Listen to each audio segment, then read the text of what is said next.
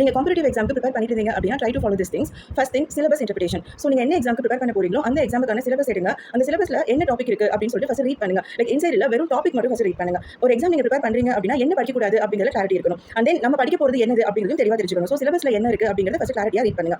Second thing pattern analysis. எப்படி pattern analysis பண்ணுறது? Old question papers எல்லாம் எடுங்க, சிலபஸ் பக்கத்தில் வச்சுக்கோங்க. ரெண்டையும் கம்பேர் பண்ணீங்க அப்படின்னா உங்களுக்கு ஒரு பேட்டர்ன் கிடைக்கும். இந்த மாதிரி பேட்டர்ல தான் எக்ஸாம் கேட்க போறாங்க அப்படிங்கிற ஒரு தெளிவு இருக்கும். ஸோ அந்த பேட்டர்ன் வச்சு ப்ரிப்பேர் பண்ணீங்க அப்படின்னா உங்க கோலை ஈஸியாக அச்சீவ் பண்ண முடியும். Third thing is that individual strength. என்ன இண்டிவிஜுவல் ஸ்ட்ரென்த் அப்படின்னு பார்க்கும்போது லைக் ஃபார் எக்ஸாம்பிள் கான்ஸ்டியூஷன் இருக்கு, நமக்கு சிவிலா இருக்கு. கான்ஸ்டியூஷன் உங்களுக்கு ஸ்ட்ராங்காக வருது, சிவிலா வந்து அவ்வளோ எனக்கு இதுவா இல்லை அப்படிங்கும்போது first you have to focus on constitution. So அதை ஃபர்ஸ்ட் கம்ப்ளீட்டாக முடிச்சுட்டு அதுக்கப்புறம் நமக்கு வீக்காக இருக்க சப்ஜெக்ட் நம்ம டச் பண்ணலாம். ஸோ சிலபஸ் வச்சுட்டு லிஸ்ட் அவுட் பண்ணணும். லைக் எது நமக்கு ரொம்ப ஸ்ட்ராங்காக இருக்கும் அப்படிங்கிற மாதிரி நம்ம லீஸ்ட் வைஸ் போகணும். அப்போ ஃபர்ஸ்ட் நமக்கு ஸ்ட்ராங்காக இருக்கிறத கம்ப்ளீட் பண்ணிட்டு அதுக்கப்புறம் நம்ம லேட்டாக வந்து லைக் நமக்கு வீக்காக இருக்க டச் பண்ணிக்கலாம். ஸோ இது மூணும் பண்ணியாச்சு அப்படிங்கும்போது மேக்ஸிமம் நமக்கு ஒரு கிளாரிட்டியாக ஒரு பிக்சர் வந்து கிடைச்சிடும். அதுக்கப்புறம் நம்ம எக்ஸாம் வந்து அப்ரோச் பண்ணும்போது நமக்கு ஈஸியாகவே அச்சீவ் பண்ண முடியும்.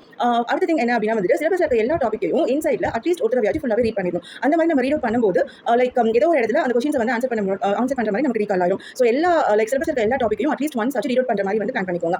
Final thing is that notes preparation. அதுக்கப்புறம் வந்து அகைன் ரிவைஸ் பண்ணுறது அண்ட் டெஸ்ட் பேட்ச் போடுறது. ஸோ இந்த திங்ஸ் எல்லாம் நீங்கள் கரெக்டாக ஃபாலோ பண்ணீங்க அப்படின்னாலே வந்துட்டு நீங்கள் எக்ஸாம் வந்து ஈஸியாக கிளியர் பண்ண முடியும். All the best.